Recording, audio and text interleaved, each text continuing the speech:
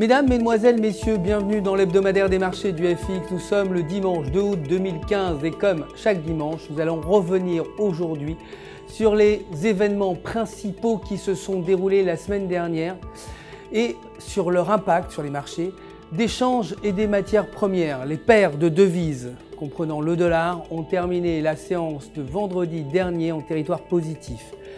La paire euro-US dollar signant une progression de 52 pips, ce qui équivaut à une hausse de 0,48%, pour finir à 1,0984 $. La paire euro-US dollar a été suivie par la paire livre-US dollar qui a gagné 20 pips, soit une hausse de 0,13% pour terminer à 1,5622. La paire US dollar canadien a également fini en hausse après avoir bondi de 0,70%, soit 91 pips de hausse, pour s'établir à 1,3091 $ canadiens pour chaque dollar américain. Par ailleurs, la paire dollar américain-yen s'en est moins bien sortie en signant un recul de 0,20% pour atteindre un taux de 123,8900. Côté matières premières, le baril de pétrole brut a connu une semaine difficile. Le Brent a accusé un repli de 2,06%, ce qui situe le cours du baril autour de la barre des 50 $ avant de terminer vendredi à 52,21 $. Le baril West Texas intermédiaire WTI a également fini en baisse de 2,89% pour terminer à 42,12 $. L'or pour sa part a terminé la semaine en hausse, le COMEX et l'or spot ayant tous deux progressé. L'or COMEX a bondi de 0,59%, ce qui représente 6,40 $ de hausse pour atteindre 1095,10 $ l'once.